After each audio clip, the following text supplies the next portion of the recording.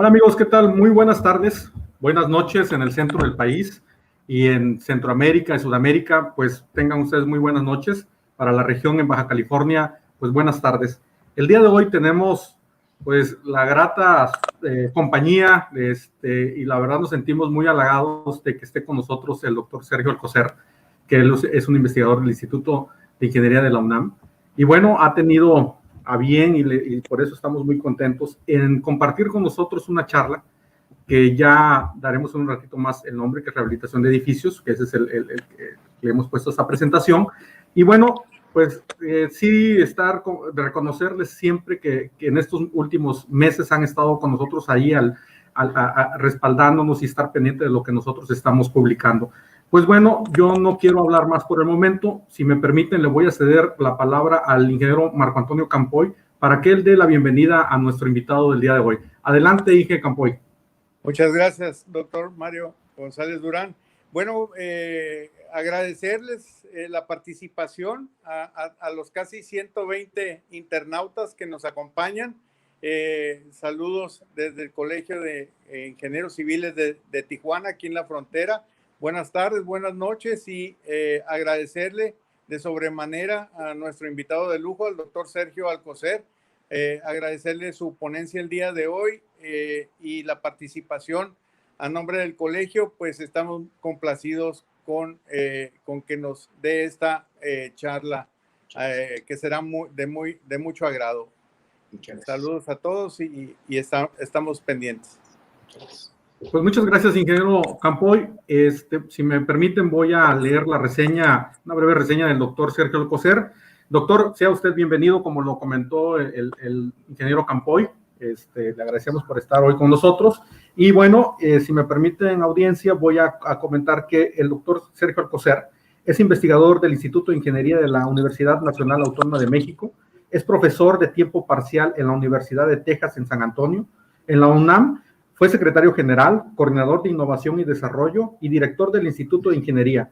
Es miembro del Comité Asesor en Seguridad Estructural de la Ciudad de México. El doctor Alcocer es miembro extranjero de la Academia de Ingeniería de los Estados Unidos. Es expresidente y miembro honorario de la Sociedad Mexicana de Ingeniería Estructural y es expresidente de la Academia de Ingeniería de México. En el 2017 recibió el doctorado honoris causa en Ciencias por la Universidad de Arizona. En el 2015 fue nombrado ex alumno distinguido de la Escuela de Ingeniería de la Universidad de Texas en Austin. En el 2019, el doctor Sergio Alcocer recibió la medalla Charles Whitney del Instituto Americano del Concreto. El doctor Alcocer es ingeniero civil de la Facultad de Ingeniería por parte de la UNAM y doctor en Ingeniería de la Universidad de Texas en Austin. Pues doctor, sea usted bienvenido y pues yo lo apoyo con su presentación. Y pues adelante, es toda suya la audiencia. Pues muchísimas gracias y muy buenas noches desde la Ciudad de México, muy buenas tardes a Tijuana. En Tijuana me gustaría estar en este momento. He tenido grandes recuerdos de mi trabajo profesional trabajando en los temas con Estados Unidos, y siempre visitar Tijuana fue una de mis paradas obligatorias y siempre muy interesantes. Así es que lamento no poder estar físicamente, ya habrá otro momento para hacerlo. Agradezco muchísimo la invitación al Colegio de Ingenieros Civiles de Tijuana, a su presidente, el ingeniero Campoy, y por supuesto agradezco las palabras de presentación y bienvenida del doctor Mario González Durán. Voy a apoyarme en una presentación de PowerPoint con las láminas que pues recogen, como mencionaba el doctor González Durán, las principales lecciones que aprendimos de los temblores de 2017 en el centro sur del país en lo referente a la rehabilitación de edificios. Espero que sí se mueva la diapositiva, esta de aquí dice propósito, ¿verdad? Espero que sí. Todo es el propósito. Sí, se ve bien, doctor, está todo bien. Perfecto, gracias. Sí, okay. El propósito de la presentación, pues, es describir las actividades que venimos desarrollando mi grupo de trabajo en los temas relacionados con la evaluación y la rehabilitación estructural, para lo cual, pues, abordaré lo que está aquí descrito. Primero hablaremos de los sismos en México de 2017, de las lecciones que derivaron sobre evaluación y rehabilitación, y después los trabajos que se han desarrollado con objeto, primero, de dotar de una normatividad mínima a los ingenieros que diseñan la rehabilitación de edificios en México, y algunos otros proyectos que estamos desarrollando para el Instituto Nacional de la Infraestructura Física Educativa, el INIFED, otro que desarrollamos con la Universidad de Texas en Austin, bajo el esquema de Context, que es un acuerdo entre el CONACYT y el sistema de la Universidad de Texas, y un proyecto que estamos desarrollando con el apoyo del CONACYT para terminar con una reflexión final. En la parte sur de México, aquí únicamente me centro en estos temblores, por supuesto que ustedes tienen los suyos de fallas transcurrentes. Estos son temblores que ocurren producto de la subducción de la placa del Pacífico, en este caso la placa de Cocos, por debajo de la placa de Norteamérica, y que en su interacción al momento de romperse la interfase se manifiesta en temblores con zonas de ruptura como los distintos zonas de color, frijolitos que ven ustedes aquí, este grande de 1985, este grande amarillo de 1932 en Jalisco, y bueno, pues es justamente en esta zona de aquí del Golfo de Tehuantepec que ocurrió el temblor primero de 2017 de septiembre, el 7 de septiembre, perdón, y el 19 de septiembre cerca de la Ciudad de México, otro justamente cerca de Puebla y de Morelos. Esta es la zonificación sísmica que se deriva de la Comisión Federal de Electricidad, en donde, como vemos, los estados del sur de México en sus costas, desde Chiapas hasta Jalisco, un poquito de Nayarit, están sujetos al mayor peligro sísmico en color rojo, que incluye también a la zona de la desembocadura del río Colorado, que finalmente es una expresión de la falla transcurrente de San Andrés, y que, bueno, pues afecta a particularmente Mexicali, con afectaciones menos severas pero importantes en Ensenada y en Tijuana.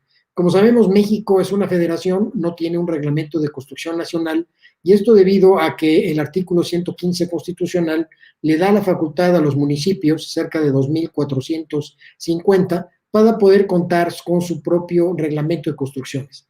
Esto nos ha causado problemas en el país porque los niveles entonces de diseño estructural, ya no digamos de diseño sísmico, son heterogéneos en la medida que los reglamentos de las diferentes entidades federativas son distintos y evolucionan a un paso igualmente diferente.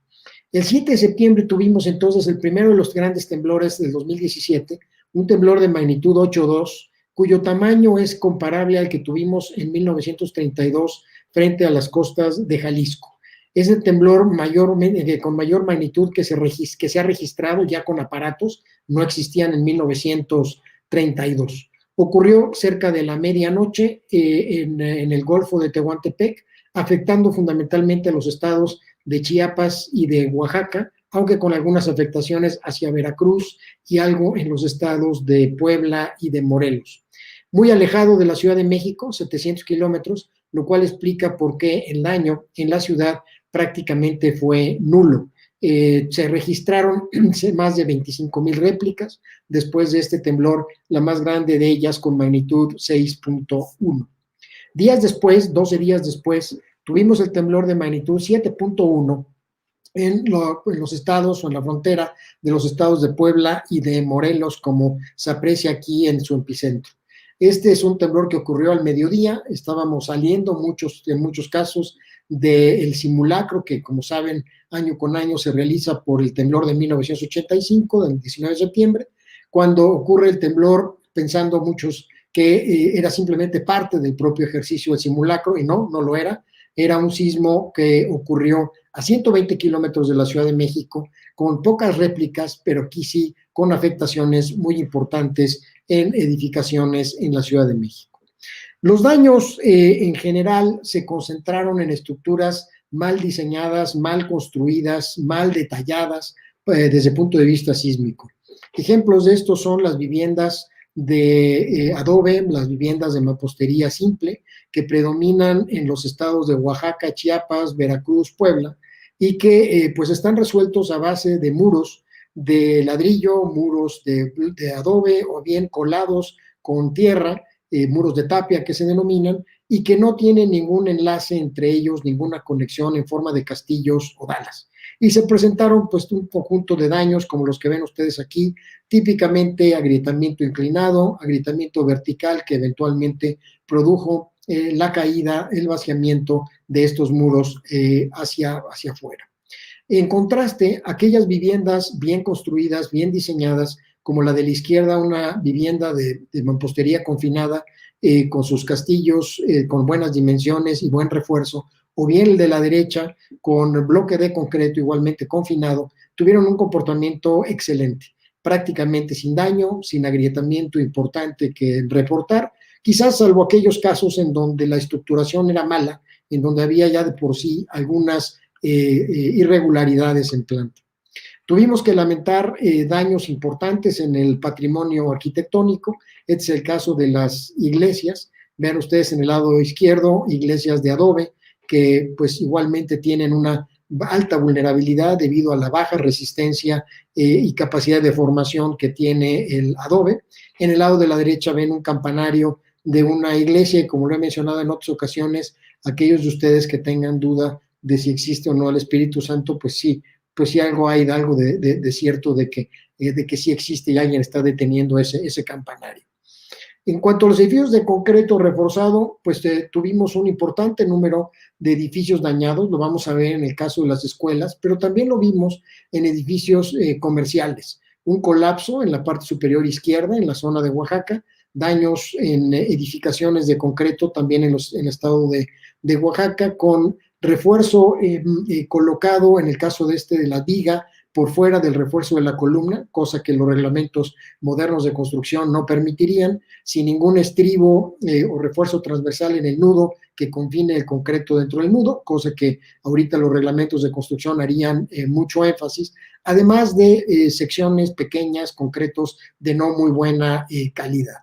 En contraste, vimos también edificios de concreto como construido en 2009 en Ixtaltepec, Oaxaca, cerca de 200 kilómetros del epicentro, sin ningún daño relevante. Daños en los muros divisorios, prácticamente en las juntas de construcción, como se alcanza a apreciar aquí desde el muro diafragma en contacto con la columna de concreto. Sin embargo, el marco, vigas y columnas no experimentaron ningún agrietamiento, lo cual demuestra que edificios bien diseñados, bien pensados, con buena calidad de su ejecución, bien mantenidos, tienen un mejor comportamiento que aquellos que usan materiales deficientes, que no se mantienen o bien que no han sido detallados.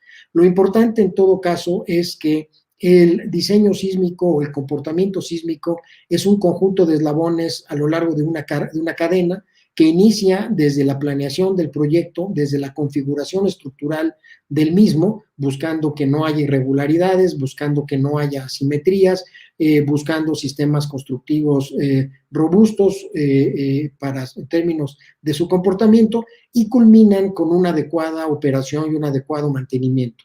Si alguno de estos eslabones es débil, la estructura fallará por esos eslabones. Si la calidad de la construcción es deficiente, de nada va a importar que el diseño haya sido muy refinado, muy detallado, si se construye mal.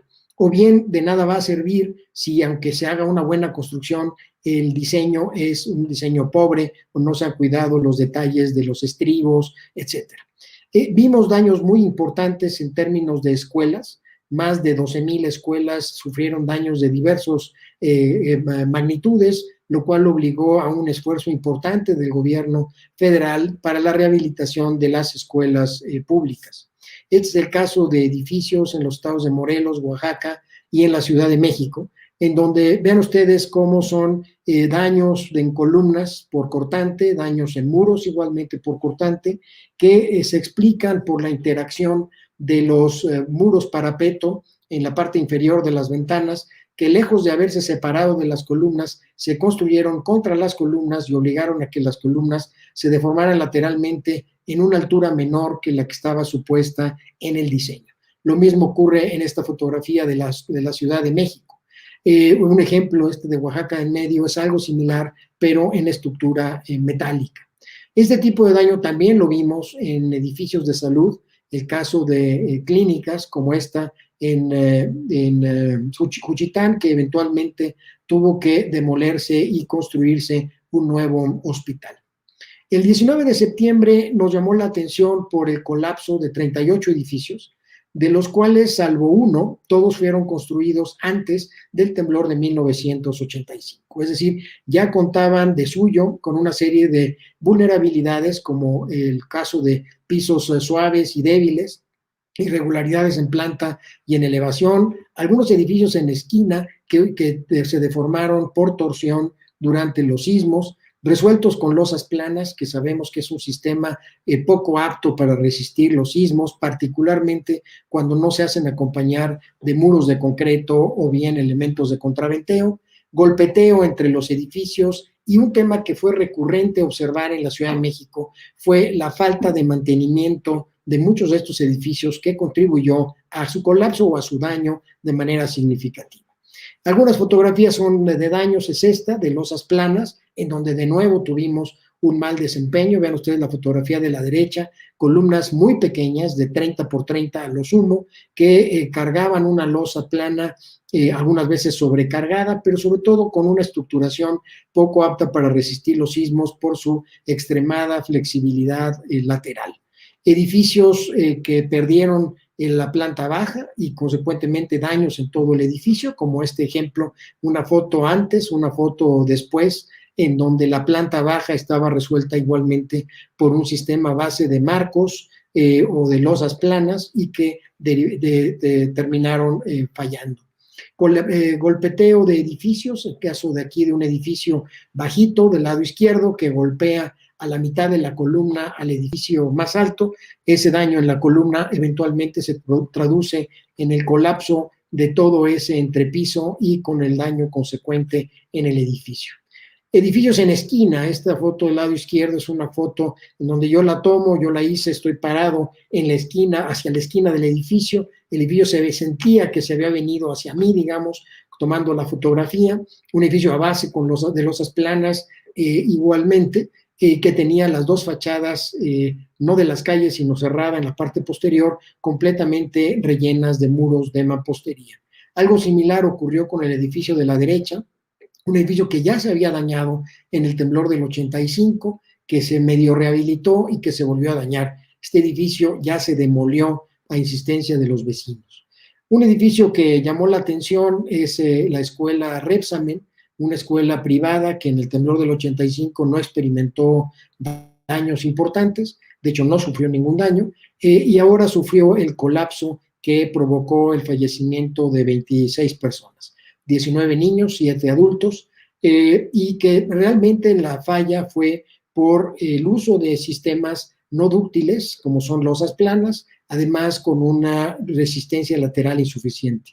Falso, de toda falsedad, es el hecho de que hubieran colapsado porque hubo corrupción. Falso, que colapsaran porque hubo una adición. Esta donde dice colegio es el departamento que se construyó la directora con un material muy ligero, se alcanzan a ver ustedes aquí unos perfiles de acero laminado en frío, muy poco pesados. En fin, la razón por la cual colapsó estos edificios, es porque sencillamente la resistencia no fue suficiente para resistir el sismo en ese lugar. Tuvimos daños importantes en general en edificios a base de marcos, a base de losas planas, en donde los muros divisorios no lo eran así, eran muros que trabajaban como muros estructurales, incrementando la resistencia y la rigidez. Por un lado, gracias a ellos, muchos edificios no colapsaron, pero sí sufrieron daños muy importantes que se tradujeron en el desalojo de los habitantes mientras sean rehabilitados. El resumen de los daños está aquí en esta tabla. Lamentablemente tuvimos que contar con 477 fallecimientos, prácticamente 100 en el primer temblor, 369 en el segundo. En este segundo, 228 ocurrieron en la Ciudad de México, o sea, cerca de un poco menos de la mitad del total ocurrieron solamente en la Ciudad de México. Daños en viviendas, en el orden de 180,000 viviendas dañadas, con diversos niveles de daño. Una estadística que ahora resulta poco confiable, porque el nivel de levantamiento, la calidad del levantamiento que se hizo fue muy deficiente, porque no se siguieron las recomendaciones que se han hecho por muchos años de levantamientos de daño. Menos grave en términos de levantamiento de daño en su calidad es el de las escuelas, aunque de todas maneras importantes inconsistencias. Como dije, cerca de 19,000 escuelas tuvieron daños, de las cuales cerca de 13,000 tuvieron daño menor y el restante daños que obligaron a la rehabilitación de las escuelas. Del orden de 130 hospitales, clínicas que tuvieron que ser rehabilitados y más de 2,000 monumentos históricos o edificios del patrimonio arquitectónico que están en proceso de rehabilitación, no se han terminado. El costo estimado pocos meses después del temblor era $2,5 millones de $1,000 millones. Seguramente esta cifra, una vez que se termine de rehabilitar todos los edificios en la Ciudad de México, etcétera, seguramente este monto será bastante mayor. ¿Qué lecciones aprendimos de estos temblores? Primero, que tenemos que profesionalizar el sector completo de la industria de la construcción. La realidad es que la seguridad estructural sigue dependiendo del maestro de obras, quien asume esa responsabilidad, no porque él quiera, sino porque los supervisores de obra están más preocupados y están frecuentemente concentrados en garantizar que los tiempos se cumplan y que se cumplan con los inventarios que se han previsto como insumos para la obra, dejándole entonces la responsabilidad técnica al maestro albañil. Esto creo que tenemos que cambiarlo. Sin duda requerimos de que los supervisores y los residentes se involucren y sean responsables de la calidad técnica. Lo mismo que los desarrolladores. Actualmente los desarrolladores, al menos en la Ciudad de México, no son responsables absolutamente de ninguna parte del proceso de construcción de una edificación. Si bien sí lo son cuando ellos contratan al arquitecto, quien determina eventualmente buena parte de la configuración estructural con su proyecto arquitectónico, son responsables de contratar a un bueno o un mal ingeniero, son responsables de contratar a un contratista bueno o tramposo. Ellos sí son responsables desde el punto de vista económico, pero no son responsables frente al reglamento de construcciones. Esto nos ha obligado en la Ciudad de México a replantear la necesidad de contar con un programa para incrementar la resiliencia de la Ciudad de México, tal que esté apoyada en investigación y en desarrollo y en un nuevo reglamento, una nueva ley de edificación con un nuevo reglamento de construcción, que eventualmente nos permita avanzar en tener, pues no el reglamento nacional por la imposibilidad que nos marca la Constitución, pero sí un reglamento modelo que sea compatible en términos de los niveles de seguridad y la confiabilidad que podemos esperar en todo el país. Claramente necesitamos seguir abundando en cursos de capacitación, en una formación más robusta desde nuestras escuelas, en los futuros ingenieros estructurales. Necesitamos más y mejores ingenieros, y también aprendimos que necesitábamos tener normas, guías, reglamentos relacionados con la rehabilitación de edificios y de líneas vitales como es la electricidad y el abastecimiento de agua. Entonces, en el ámbito de la evaluación y la rehabilitación, las lecciones las podíamos señalar como la falta de normas, manuales y guías, primero de evaluación posísmica, es decir, que nos permitan contestar la pregunta si se puede o no usar el edificio después de un temblor, y que nos contesten también la pregunta posteriormente de si se puede o no rehabilitar y cómo rehabilitar.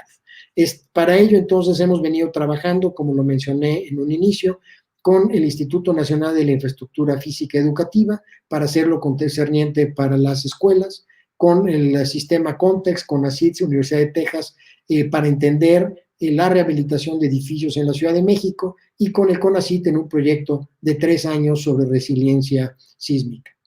Una de las primeras actividades que desarrollamos, que tuve la oportunidad de coordinar, fue el desarrollo de las normas para la rehabilitación sísmica de edificios de concreto dañados por el sismo del 19 de septiembre. Así se llaman las normas, una norma que reúne en sus capítulos los requisitos básicos que deben de seguirse para rehabilitar edificios en la ciudad.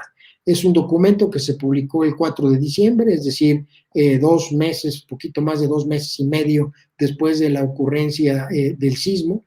Reúne en el capítulo 3 especialmente pues los requisitos de cómo para rehabilitar un edificio con las diferentes técnicas que frecuentemente se han usado en la Ciudad de México, que les voy a presentar un poco más adelante, y se hace énfasis en el capítulo 4 sobre la importancia de la construcción, la supervisión y el control de la calidad para asegurarnos o promover cuando menos que la rehabilitación se desempeñe como se ha pensado.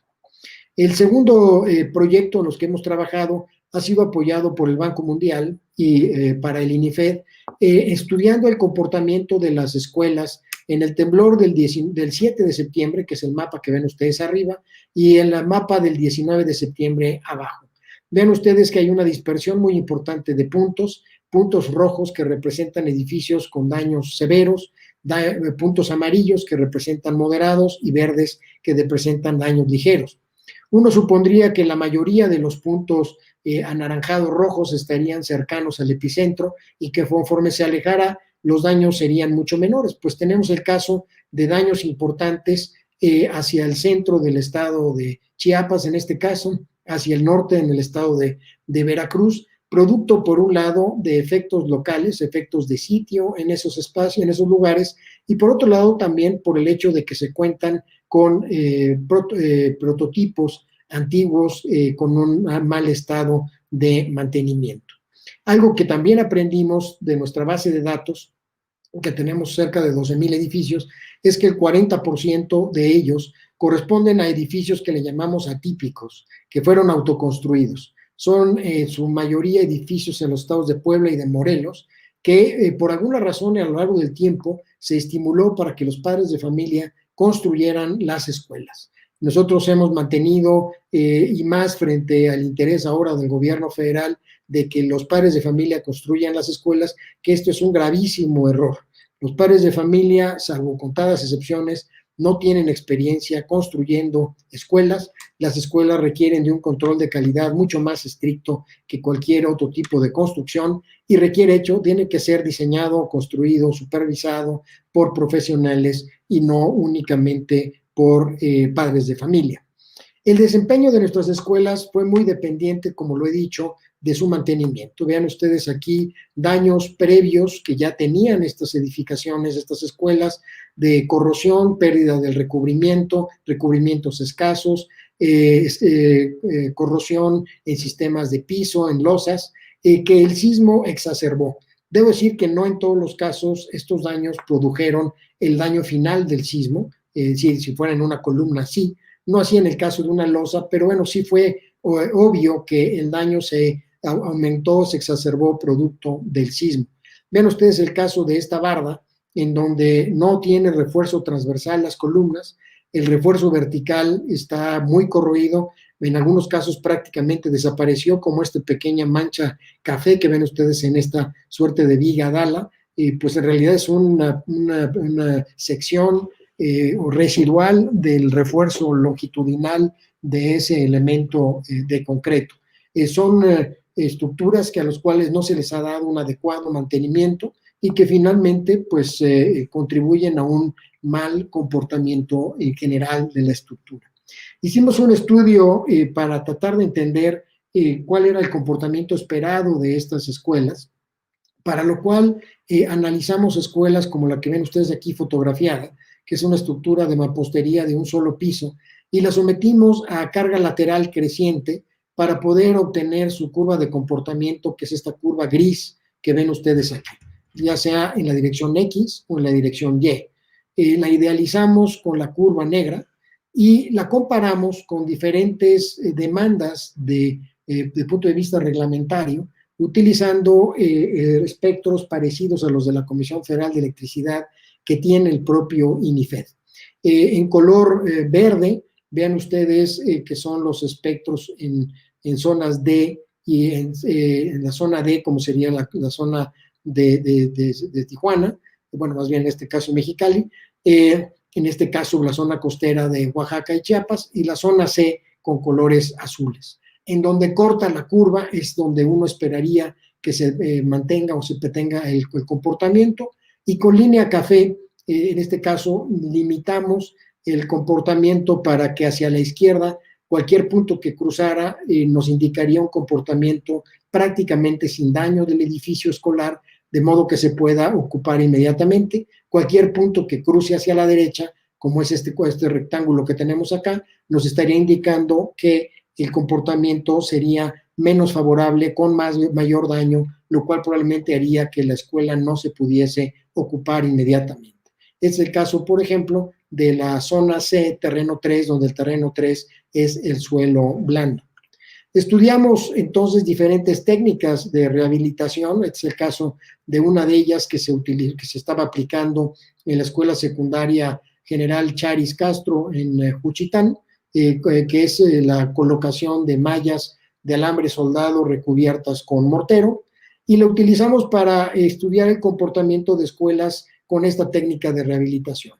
Aquí se hace el mismo procedimiento, nada más que aquí ya la escuela matemáticamente o numéricamente la habíamos rehabilitado y la comparamos contra el sismo que se esperaba para fines de diseño que se utilizara. De nuevo, vean ustedes que la mayoría de los puntos quedan en el lado izquierdo, solamente queda uno que otro del lado derecho, que pues es la zona de terreno 3, en este caso, en ambos casos, lo cual nos señala que para estructuras rehabilitadas, la mayoría de los edificios que se rehabiliten van a tener un buen comportamiento como el esperado, es decir, ante la ocurrencia de un sismo van a tener muy poco daño, no así aquellas escuelas que están en la zona de terreno 3, o sea, en la zona blanda pegada a la costa.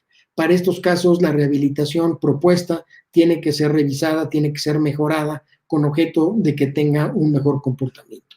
Aquí la rehabilitación que nosotros aplicamos fue exactamente la misma que ya estaba aplicando el INIFED en sus planos de construcción después del temblor de 2017. Algo parecido hicimos para los edificios de concreto. En este caso, la curva azul representa los marcos de concreto originales, es decir, sin muros, y la curva roja ya añadiéndole los muros rojos que ven ustedes arriba a la derecha. Construimos igualmente la curva de capacidad, que en este caso es la curva rosa que ven ustedes aquí, que se idealizó con la curva bilineal en color negro, y lo comparamos de nuevo contra los espectros o las demandas de capacidad en forma de espectros para la zona C y D. Ven ustedes que para todos los casos, los puntos de desempeño que se denominan, que son los cruces, ocurren a la izquierda del límite marcado por estos marcadores, que es el umbral, para lograr la ocupación inmediata de las escuelas. Estudiamos esto con diferentes técnicas de rehabilitación, como es, por ejemplo, la inclusión de muros en la dirección transversal, o bien muros en la dirección longitudinal para las zonas C y D. Y de nuevo, pues encontramos que se cumple con la condición de ocupación inmediata. Para esto, con todos los análisis que hicimos, encontramos que las X, que son estas que están marcadas aquí, son aquellos casos en donde esperaríamos que el comportamiento de los edificios no cumplen con el que puedan ser ocupadas inmediatamente.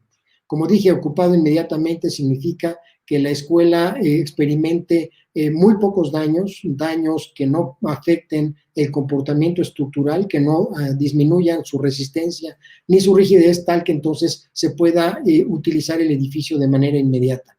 Vean ustedes que salvo los edificios de concreto que están en las zonas 2 y 3 o terrenos 2 y 3 en la zona C o algunas en la zona D, todos los demás cumplieron satisfactoriamente. Estos 8 y 9 son los edificios rehabilitados, los 5, 6 y 7 no se habían rehabilitado. Entonces, con esto, pues aportamos elementos al INIFED en el sentido de que la rehabilitación que estaban haciendo en mampostería tenía que revisarse, no así los edificios de concreto que cumplían satisfactoriamente.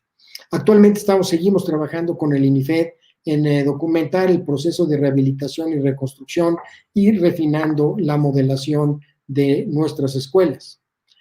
Con la Universidad de Texas en Austin, para el mecanismo del CONACYT con la Universidad de Texas, desarrollamos este proyecto con el doctor Juan Murcia y el doctor Muriá, el primero de la Universidad de Texas, el segundo del Instituto de Ingeniería, aprovechando la oportunidad que nos ofreció el temblor del 19 de septiembre de pues poder entender y aprender del comportamiento de edificios que se hubiesen rehabilitado en 1985 y que ahora sometidos a este temblor, pues era importante ver cómo se habían comportado. Por otro lado, también el poder desarrollar un inventario de los edificios que están en proceso de rehabilitación. Es el caso de esta lámina que pues recoge lo que incluimos en la base de datos, los datos originales, así como cómo se ha rehabilitado el edificio. Para cada edificio desarrollamos una ficha de identificación. Tenemos datos de cerca de 200 edificios, 208 para ser preciso, y una descripción detallada de 23 edificios, de los cuales tenemos informe de daños, estudios de campo, pruebas de laboratorio, memorias de cálculo, así como planos de la rehabilitación. De toda esta información aprendimos que el sistema constructivo que más se utilizó y se dañó fue el de a base de losas planas con muros de mampostería en contacto con la estructura de concreto. En segundo lugar, los muros de concreto con muros de mampostería, marcos de concreto con muros de mampostería. Lo mismo ocurrió para estructuras a base de marcos de concreto con detallados inadecuados. Pero estudiando con más detalle esto, de los edificios con marcos de concreto, el 68% de los edificios, a la suma de los 19 muy irregulares, los 49 irregulares, tuvieron algún tipo de irregularidad. ¿Esto qué nos indica? Que son edificios que tenían aberturas muy grandes en los sistemas de piso, que tenían remetimientos, que había cambios en las dimensiones de las fachadas, cambios en la distribución de rigideces y resistencias en planta o en elevación. De nuevo, señalándonos que es importantísimo el origen de la configuración estructural, que sea una configuración estructural lo más simétrica posible. Una conclusión similar se llegó para los edificios a base de losas planas, donde ven ustedes que más de la mitad de estos edificios con losas planas tuvieron daños, primero porque ya tenían una planta baja débil o blanda, normalmente edificios que en la planta baja alojan estacionamientos o comercios. Segundo, edificios que 3/4 partes de ellos, 26 más 49, tenían algún tipo de irregularidad como lo que he descrito, y en su caso, pues edificios que eran anteriores a 1985. De nuevo, incluso en edificios a base de mampostería confinada, o sea, de muros de carga, vimos que el 77% de los edificios tenían irregularidades, 23% plantas bajas o débiles. Entonces, esto claramente nos indica que los daños se deben en buena parte a una deficiente configuración estructural, una irregularidad permanente en elevación o en planta, o bien vulnerabilidades que debemos de evitar.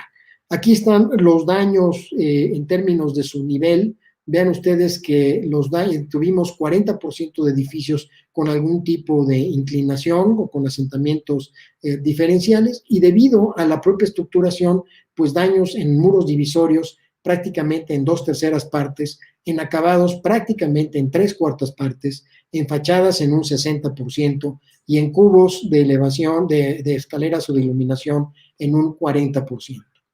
Los edificios se han rehabilitado con diferentes técnicas, salvo 3 edificios que se utilizaron únicamente una técnica. Todos los demás edificios tienen combinaciones de diferentes técnicas. Algunos edificios han tenido que ser renivelados porque quedaron inclinados, con una modificación de su cimentación, producto de la propia modificación de la estructura. Se han tenido que reparar con inyecciones de resina epóxica.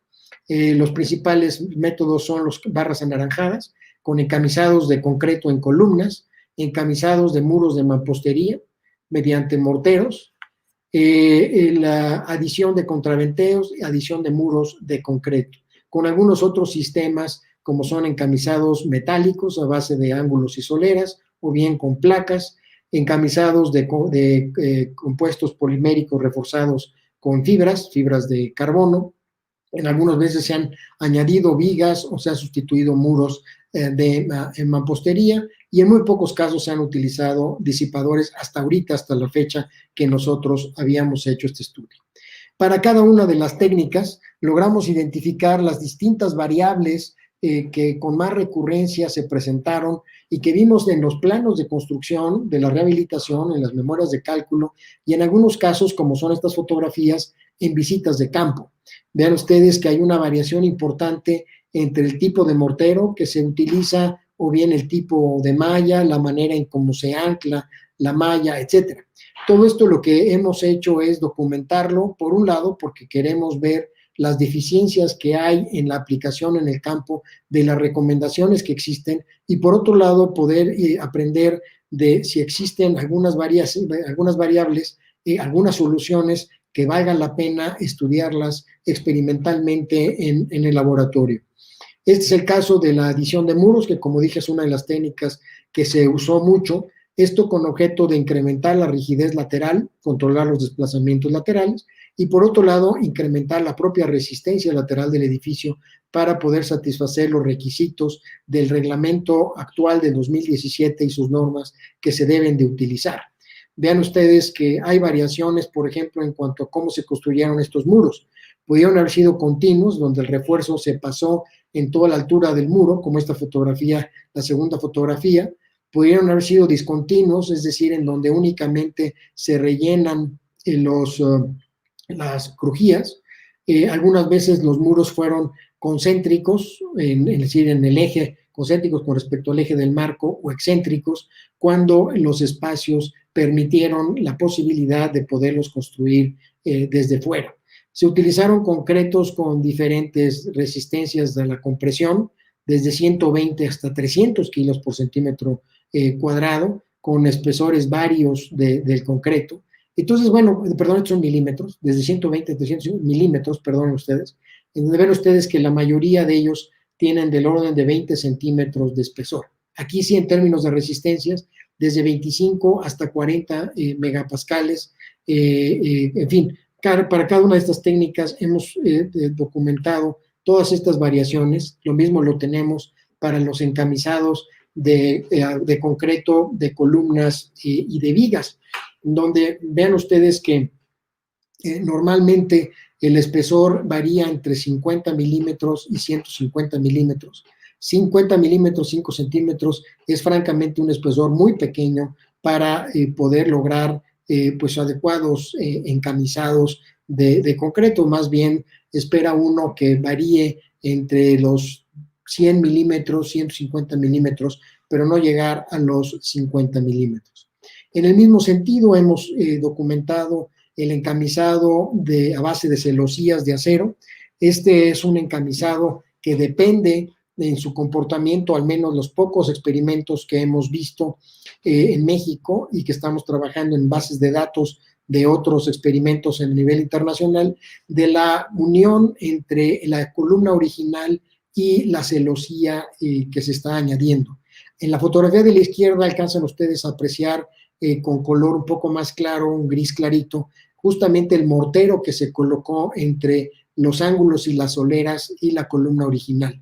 Aquí en el caso de la columna, perdón, de la foto de medio, se alcanzan a apreciar algunas sombras de color negro, que lo que nos señalan es que no se logró rellenar o no se rellenó en lo absoluto el espacio entre el encamisado y la columna original. Seguramente esta camisa va a trabajar muy poco y va a contribuir prácticamente nada a la resistencia cuando sea requerida.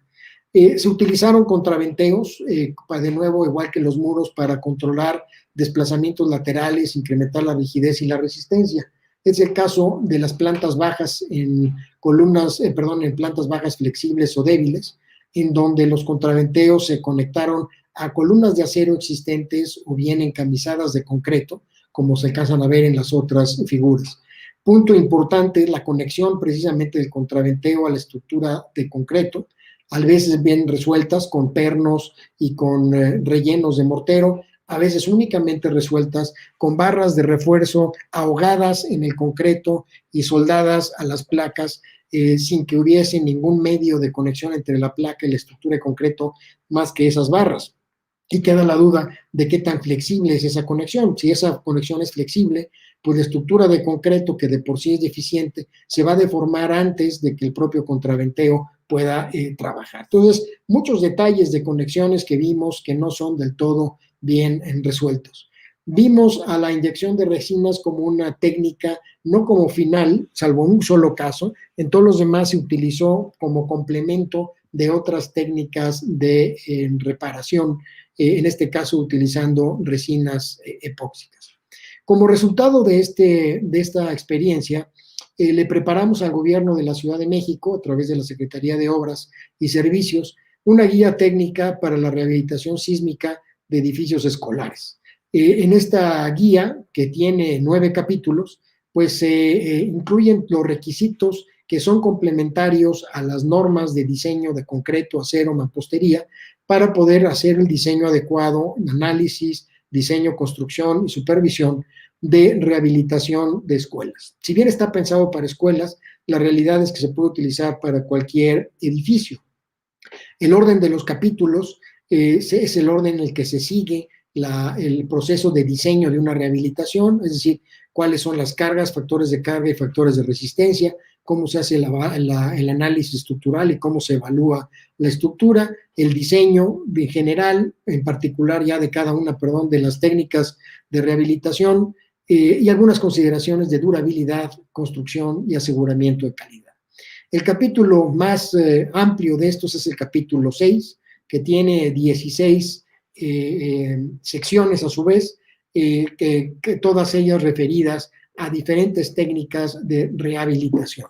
Cada una de estas secciones, por ejemplo, la de encamisado con concreto, 6.6, tiene una descripción primero de cuál es la deficiencia que se puede corregir con el encamisado con concreto de columnas vigas o de conexiones viga-columna, cómo se deben de calcular las demandas de resistencia, rigidez y deformación para fines de diseño, en qué consiste propiamente el encamisado, cuál es la diferencia de un encamisado total con un encamisado parcial, qué requisitos se deben de cumplir para su análisis, es decir, qué factor de comportamiento sísmico debemos utilizar, cómo debemos de considerar a las secciones agrietadas, etcétera.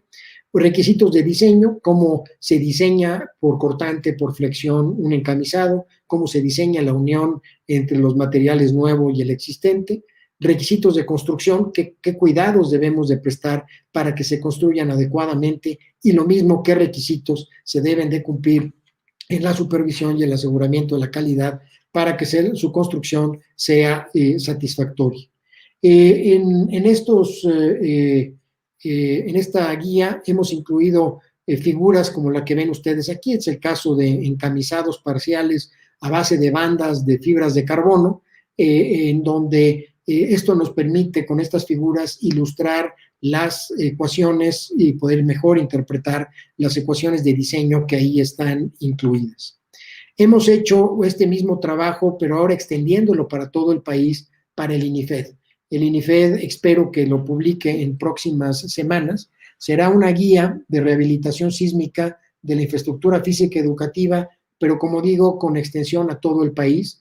El de la Ciudad de México, pues hablaba del reglamento de la Ciudad de México, hablaba de las condiciones del suelo de la Ciudad de México, etcétera. Está escrita esta guía, o la adaptamos para que se puedan utilizar los reglamentos locales y las normas técnicas complementarias, siempre y cuando sean tan actualizadas como las de la Ciudad de México, y pues se puedan utilizar para el diseño de escuelas. Me parece que esta guía será de especial utilidad para ustedes en la zona de Baja California, en el norte de Baja California, en el norte de Sonora, y ya no digamos para los estados de acá de Sonora, de Oaxaca, Chiapas, etcétera. En general, un proyecto en el que estamos trabajando que recupera lo que hemos venido aprendiendo es que nos patrocina el CONACYT. Este es un proyecto en el que participan diversas universidades, la Universidad de Colima, la Universidad Michoacana de San Nicolás de Hidalgo, la Universidad de Chiapas, la Universidad Autónoma Metropolitana y la UNAM, esta última a través del Instituto de Geografía, el Centro Regional de Investigaciones Multidisciplinarias y nosotros en el Instituto de Ingeniería como coordinadores del proyecto. Es un proyecto que tiene 4 grandes temas por desarrollar. El primero de ellos, el de la evaluación estructural. Recuerden que una de las lecciones más importantes de los temblores de 2017 es que no contábamos con información sobre cómo evaluar adecuadamente edificios. Entonces, justamente lo que queremos hacer en estas tareas anaranjadas 1.1, 1.2, 1.3 es contribuir a desarrollar documentos que le permitan a los ingenieros, primero, en caso de edificios dañados, cómo evaluar edificios dañados, y por otro lado, tengan daño o no tengan daño, cómo analizarlos, cómo estudiarlos para fines de la rehabilitación, que nos lleva al segundo tema, que es el del color verde, que es propiamente desarrollar igualmente normas y guías para rehabilitación estructural, pero que tenemos previamente el estudio de cómo se comportaron los edificios rehabilitados en el 85, lo del 2017, con algunos estudios experimentales. Este proyecto tiene a su vez una componente inusual para los ingenieros, pero que es uno de los temas más interesantes que hemos venido aprendiendo, que es entender la dimensión social del daño, la dimensión social del riesgo, la dimensión social de la resiliencia. Entendida la resiliencia como la capacidad de una organización social, una comunidad, una colonia, una ciudad, para recuperar la funcionalidad básica en un determinado tiempo.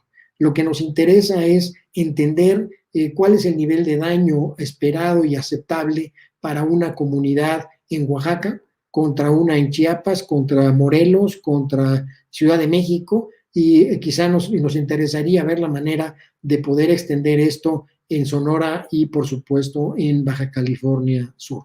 Y una última tarea, que es la de difusión especializada y divulgación social, que de hecho lo que estoy haciendo ahorita de poder difundir lo que estamos haciendo es parte de este proyecto.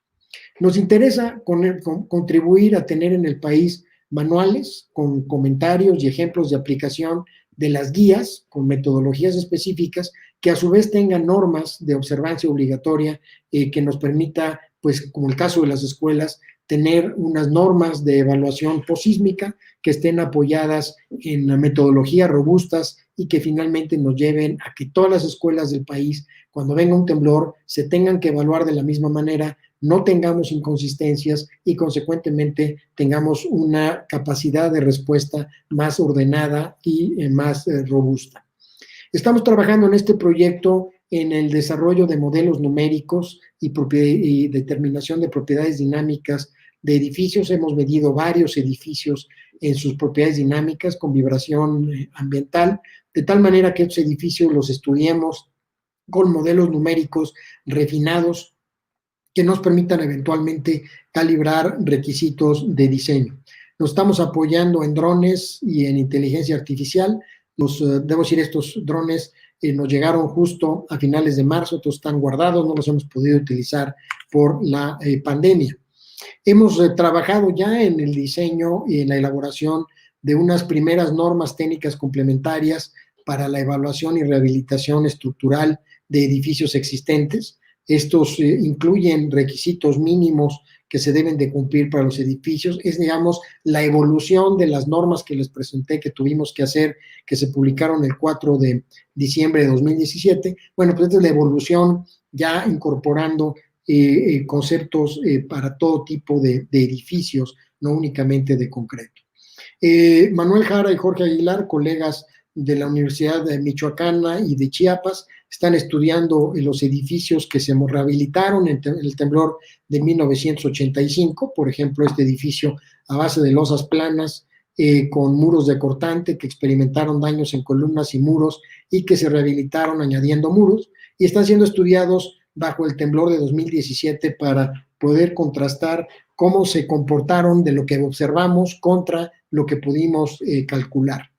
En el mismo sentido, Luciano Fernández de la Universidad Autónoma Metropolitana está estudiando el porqué de los edificios que se demolieron después del temblor de 2017 en la Ciudad de México.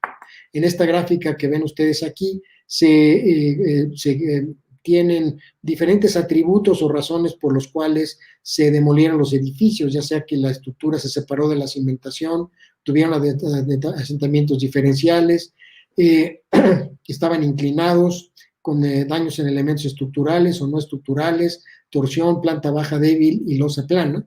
Y vean ustedes que los edificios de que se demolieron en su gran mayoría tenían algún tipo de daño estructural y no estructural, en buena parte inclinados y con asentamientos diferenciales. Esto porque su rehabilitación, además de que estaban dañados, eran muy costosos. Entonces, la decisión de demoler no únicamente se debió a una imposibilidad técnica de hacerlo, ya cuando estaban demasiado deformados, sino también al costo que involucra la rehabilitación, particularmente de la cimentación. Héctor Guerrero, del Instituto de Ingeniería, está haciendo estudios experimentales gracias al apoyo del Centro Nacional de Prevención de Desastres y de CEMEX, en muros de mampostería, utilizando recubrimientos de mortero y mallas, pero en este caso estamos sustituyendo las mallas por fibras de acero, como ven ustedes en la fotografía de la derecha. Lo que queremos es explorar el uso de las fibras para fines de rehabilitación. Por otro lado, se está trabajando en la elaboración de normas y diseño para rehabilitación. Ahí está trabajando Alfredo Sánchez de la Universidad de Colima y un servidor, de manera que tengamos documentos de rehabilitación para estructuras sencillas, autoconstruidas en el medio rural, que es muy prevalente en la zona sur de nuestro país, estructuras sencillas que requieran de recetas o requisitos muy sencillos para seguir para su rehabilitación, o bien estructuras un poco más altas que requieran de algún tipo de análisis no demasiado refinado, análisis elásticos lineales, pero que conduzcan a rehabilitaciones sencillas, así como una sección completa para poder utilizar cualquier método de análisis y de rehabilitación tan complejo como puede ser un análisis dinámico no lineal. Tenemos que reconocer que en nuestro país los niveles de nuestros colegas en distintas partes del país, en términos de su conocimiento de estas técnicas, varía enormemente y tenemos entonces que dotarlos de los elementos que sean consistentes con la práctica de la ingeniería a nivel local. Estamos con CEMEX en espera de que los laboratorios se abran. Ya tenemos diseñados los especímenes de columnas que vamos a rehabilitar con este tipo de técnicas a base de ángulos y soleras, que como mencioné es una de las técnicas que se usaron en el 2017, de las cuales ya había experiencias en 1985, y que queremos someterlas a ciclos de carga lateral como las que se aplican en los sismos. Vean ustedes que aquí estamos pensando en probar columnas con un mortero fluido sin contracción, o sea, un grout, que justamente nos asegure que hay una buena relación, un buen contacto entre los ángulos y las soleras y la columna original. Alguna otra columna que estamos pensando no los tendrá. Como mencioné, una de las etapas más interesantes de este proyecto ha sido trabajar con colegas sociólogos del Centro Regional de Investigaciones Multidisciplinarias, quienes han hecho trabajo de campo en los estados de Morelos, Oaxaca y Chiapas. Lamentablemente la enfermedad del COVID-19 nos interrumpió esta actividad, pero lo que queremos es extenderlo a otros estados como puede ser Puebla, Guerrero, y lo insisto, tal vez por qué no hacer algo con ustedes en Baja California, para preguntarle a la gente, a quienes habitan una vivienda, a quienes utilizan regularmente un edificio de oficinas, en fin, cuál es el nivel de daño que aceptarían, y hacerlo razonar que si bien todo el mundo quisiera que no se dañara nuestro edificio en un sismo, el lograr esto implica costos importantes que nuestra sociedad no necesariamente estaría dispuesta o tiene posibilidades a sufragar. Entonces necesitamos un equilibrio, pero si no le preguntamos a la gente ese equilibrio, normalmente lo ha decidido un reglamento o un comité que elabora un reglamento con todo un conjunto de deficiencias por no preguntarle a la gente. Estamos trabajando también en el área de difusión especializada y divulgación social. Queremos desarrollar una sala especializada en resiliencia sísmica en el Museo de Ciencias del Universum en la Ciudad Universitaria.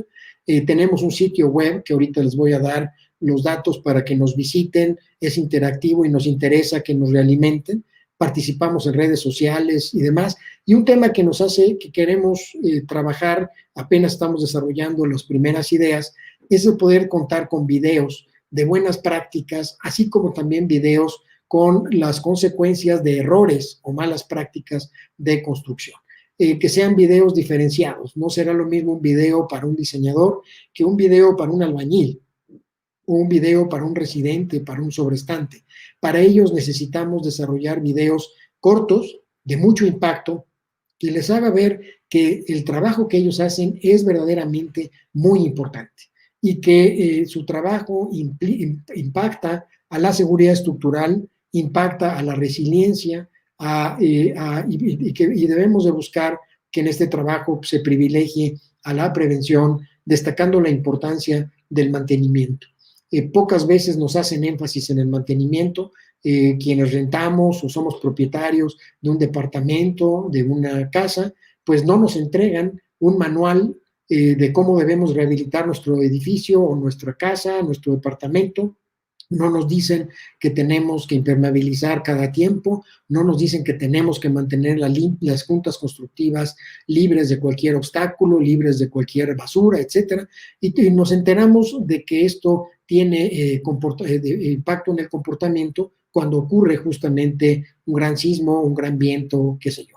Entonces, hacia allá tenemos que caminar, hacia una cultura del mantenimiento, una cultura de la prevención, de incremento de la resiliencia de nuestras comunidades. Y termino con esta diapositiva que pues tiene los sitios de internet en donde nos pueden buscar, en donde pueden encontrar material que hemos desarrollado, en donde publicamos con frecuencia, en Facebook, publicamos las conferencias, en fin, para que quienes nos quieran seguir así lo hagan y estemos en contacto, nos realimenten con ideas. Tenemos un canal de YouTube en donde recurrentemente estamos subiendo pues videos. Si el Colegio de Ingenieros Civiles de Tijuana así lo autoriza, pues podríamos subir igualmente esta charla del día de hoy en ese canal. Y bueno, pues yo termino mi intervención esperando que haya sido de interés para ustedes estos temas que he tocado el día de hoy, con una reflexión final. En nuestro país atraviesa momentos complejos en distintos ámbitos. Por supuesto, la pandemia es uno de ellos, los temas de carácter político y lo que estamos viendo de discusión en el Congreso de la Unión, pues son sin duda temas que son relevantes para el país y que en algún momento u otro los vamos a superar.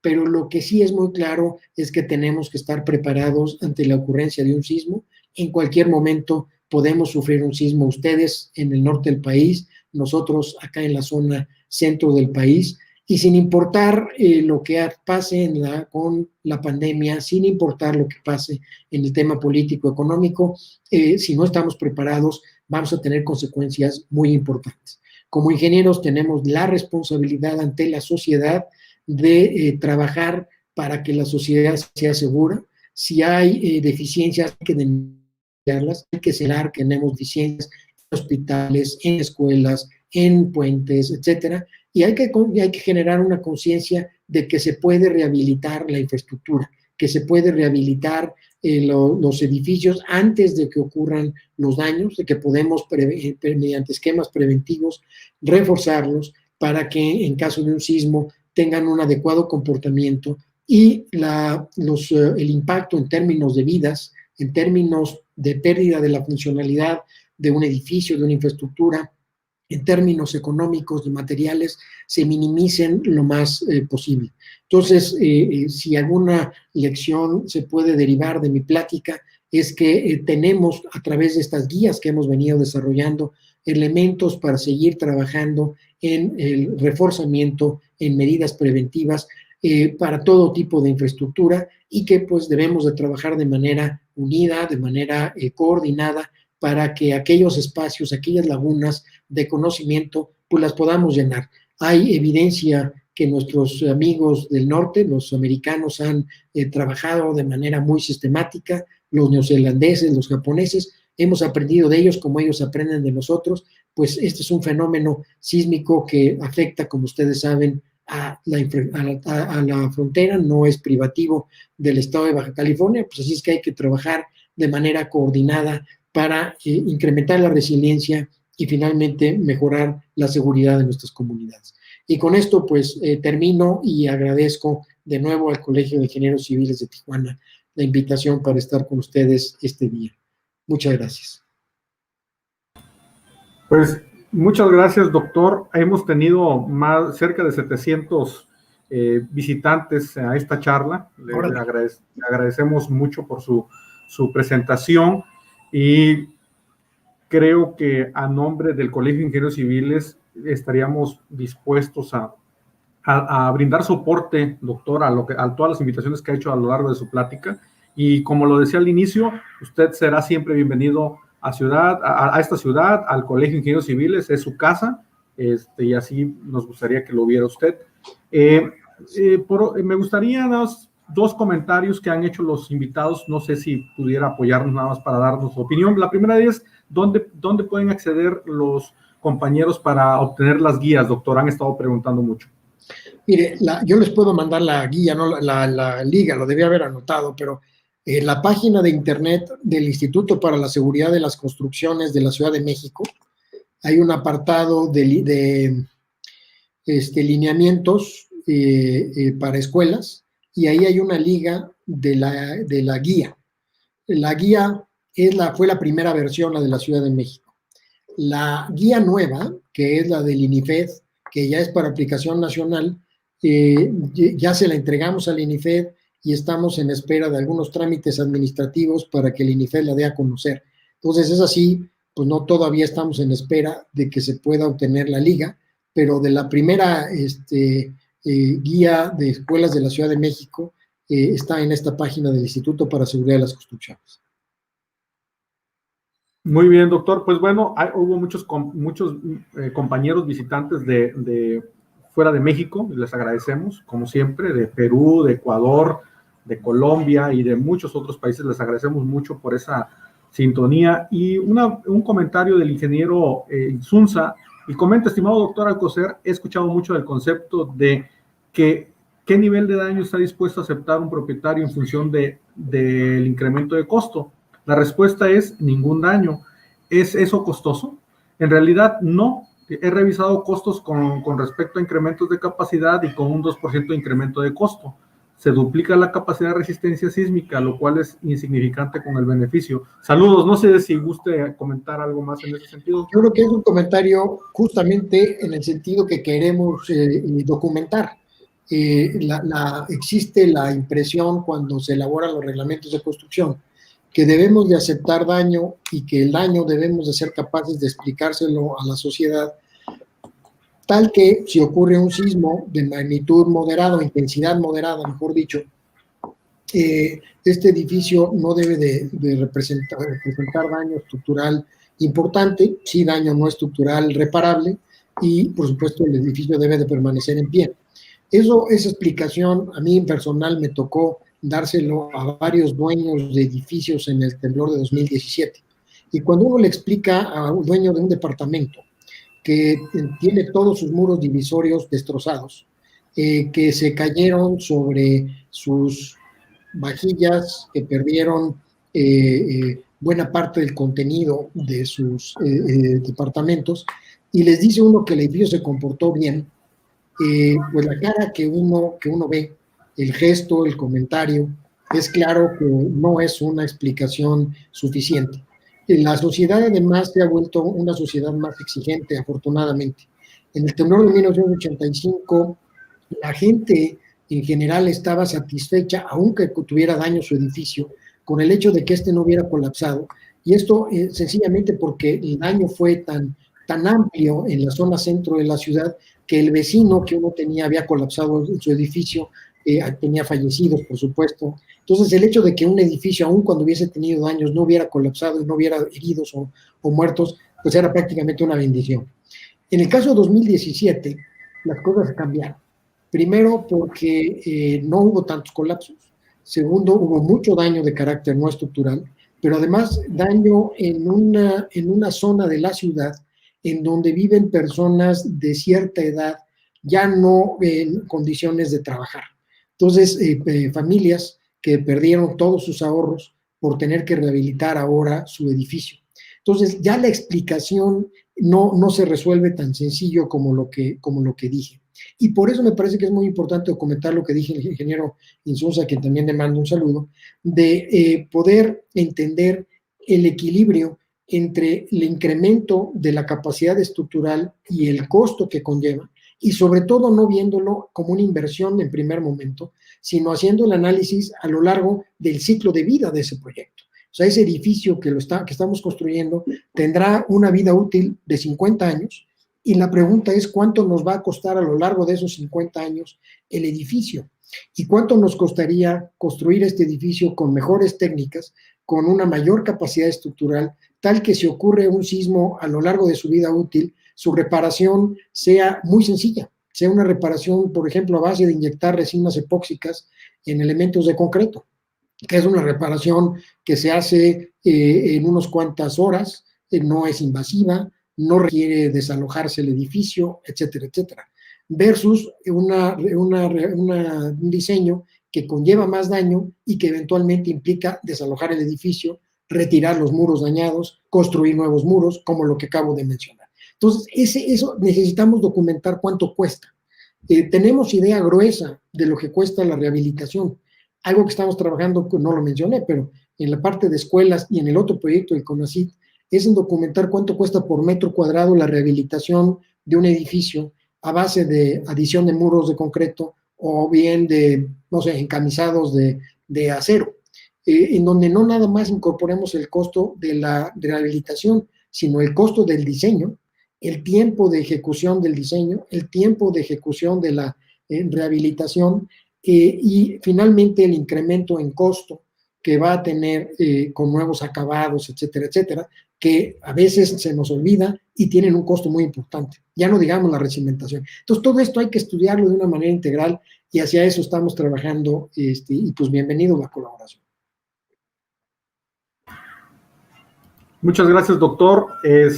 Pues saludarlo de parte también del doctor Alberto López López de Cuernavaca, seguramente lo conoce, al doctor Esteban Astudillo, seguramente también lo conoce. Él ha estado compartiendo por acá la liga para lo de la guía.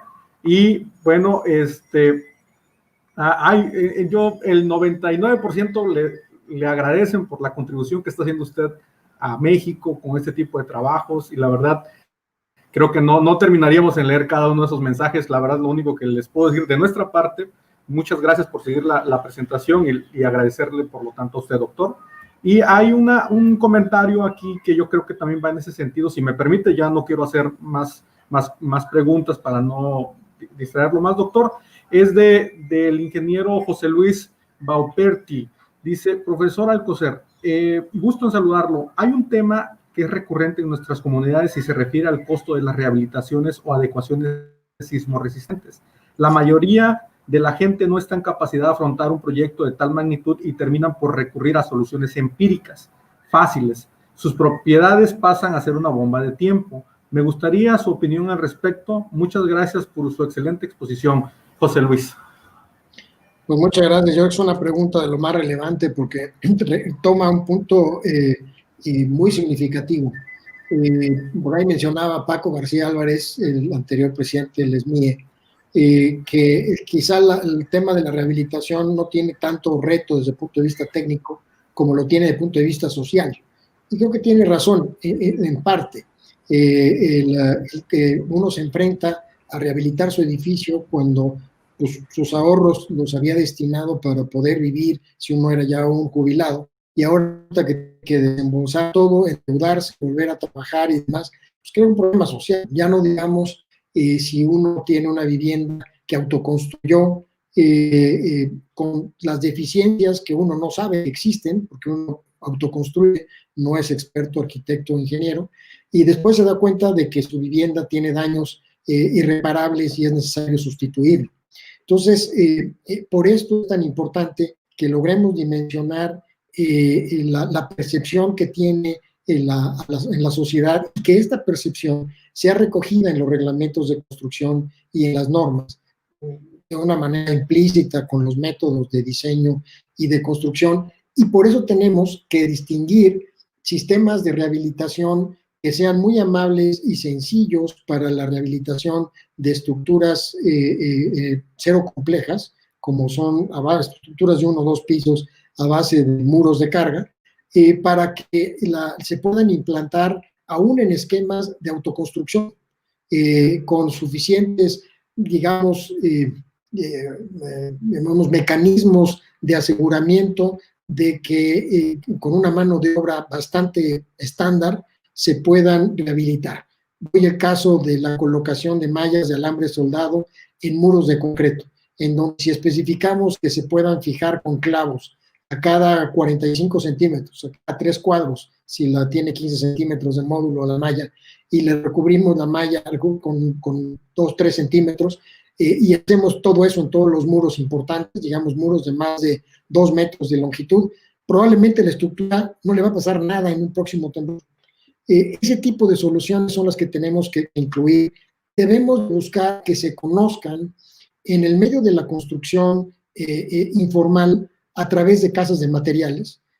Yo he siempre dudado de las cartillas.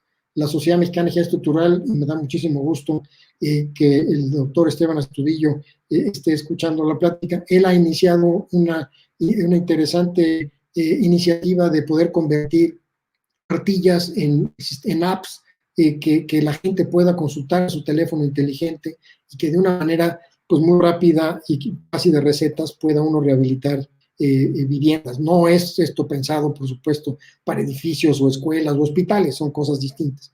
Pero bueno, tratar de resolver ese 80% que son viviendas, sin duda, contribuye. Y bueno, tiene razón, hay que trabajar por ahí. Y quiero complementar esta respuesta con un proyecto en el cual estamos colaborando en el proyecto del CONACYT con la Sociedad Mexicana de Ingeniería Estructural, gracias al apoyo del doctor Astudillo, que es un cuestionario, una encuesta que se ha distribuido a todos los ingenieros que realizan proyecto estructural en México, para poder entender cuál es la práctica que utilizan. ¿Qué reglamento de construcción usan? ¿Usan un reglamento local? ¿Usan CFE? ¿Usan las normas de la Ciudad de México? En el caso de ustedes, probablemente más el ACI. ¿Combinan el ACI con el manual de obras? ¿Utilizan el ACI cabalmente? ¿Utilizan las normas de la Ciudad de México? ¿Cómo consideran las secciones agrietadas o cuándo las consideran agrietadas? ¿Cómo modelan las estructuras con elementos finitos, con elementos barra? ¿Qué sistemas de cómputo utilizan? ¿Qué programas? En fin. Entonces, todo eso nos ayudaría a entender para el proyecto, y como lo mencionó el doctor Astudillo en su momento cuando se lanzó esta iniciativa, pues para que la SMIE pueda, a través de sus delegaciones regionales, sus representaciones regionales, organizar cursos de capacitación, de entrenamiento, que no se limiten nada más a los proyectistas. Tenemos que llegar a los técnicos de la construcción. Tenemos que ver cómo le llegamos al albañil y convencerlo de que sí importa que doble bien el acero de refuerzo, de que sí importa que no le eche agua al concreto, de que sí importa que la soldadura no esté cacariza, etcétera, etcétera, ¿no? O sea, todas esas cosas, pues es parte, por muchos años por venir, pero hay que empezar, y un gran aliado de esto ha sido el doctor Astudillo, a quien le mando un fuerte abrazo, como también le mando un fuerte abrazo al doctor Alberto López López en Cuernavaca, gran experto en temas de vivienda. Sí, doctor, la verdad es que hay muchos comentarios y muchas preguntas que yo creo que no nos alcanzan, pero quisiera que me permitiera una última, que es de 2 personas. Sí, gracias. Luis Cordero, gracias Luis por sintonizarnos, y comenta: doctor Alcocer, nos gustaría conocer acerca de los modelos de no linealidad usados para muros de mampostería, así como conocer cuál es el desplazamiento objetivo para considerar el daño para ocupación inmediata. Ese es el Luis Cordero. Y la otra, que Luis Manuel, que es muy cortita su comentario, dice: doctor Alcocer, ¿qué tanta injerencia tendrá el reglamento del INIFED sobre los reglamentos locales? Bueno, inicio con esta última. El INIFED es una instancia que pertenece a la Administración Federal, del Gobierno Federal, y corresponde regular las acciones en materia de escuelas públicas. Entonces, si el INIFED ordena que las escuelas públicas deben de tener muros de concreto, van a tener muros de concreto. O sea, a nivel de escuelas públicas son federales, el INIFED es la autoridad. Entonces, en ese sentido, va a influir fuertemente en las escuelas en todo el país. De manera indirecta, va a influir sobre las escuelas privadas si es que el municipio o el estado decidiera adoptar estas guías que acabo de mencionar. Como las guías dicen, esta guía de rehabilitación está pensada como complemento de los reglamentos locales y de sus normas técnicas complementarias, el municipio no tendría ningún problema en decir, en este municipio, todas las escuelas públicas o privadas se tienen que rehabilitar, como dice esa guía.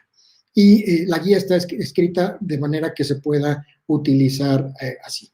Sobre la pregunta que hace el ingeniero Cordero del análisis no lineal de estructuras de mampostería, estos análisis que hicimos fueron utilizando el famoso pushover, que es este sistema de análisis estático no lineal que es apto para ser utilizado en estructuras relativamente bajas, en las se supone que su comportamiento va a estar controlado por el primer modo de vibración del edificio, movimiento de traslación.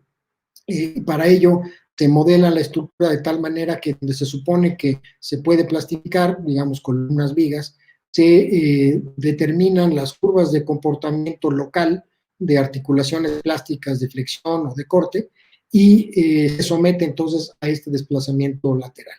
En el caso de los muros de concreto, lo que nosotros hicimos fue utilizar un modelo que publicamos el profesor Elwood, en aquel momento de la Universidad de Columbia Británica, y un servidor con su alumna, la señorita Riahi, R-I-A-H-I, que está publicado en un artículo de la Sociedad Americana de Ingenieros Civiles.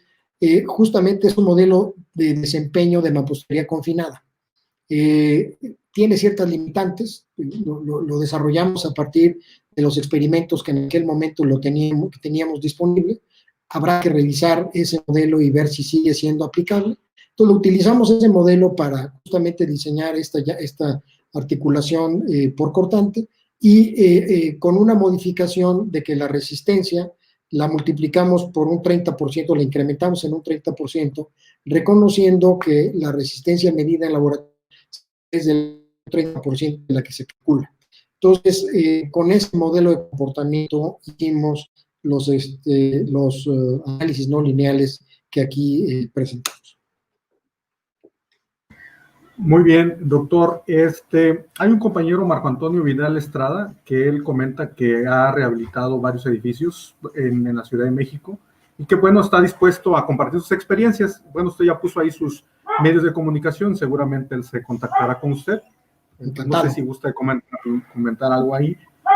Mire, yo creo que todos tenemos que aprender de todos. En el caso quienes estamos en la academia, pues tenemos la responsabilidad de buscar información y generar conocimiento que sea útil para la práctica, pero nos interesa mucho estar en contacto con la práctica para que nuestros proyectos de rehabilitación tengan un contenido práctico, sean fáciles de implantar y si bien estén sustentados técnicamente de la manera más robusta posible, su aplicación final sea de índole práctico. Entonces, estar en contacto con colegas para aprender de sus experiencias, de sus propias recetas, de cómo resuelven ellos los problemas, para nosotros es muy importante. Y pues muchas gracias, sí, por supuesto.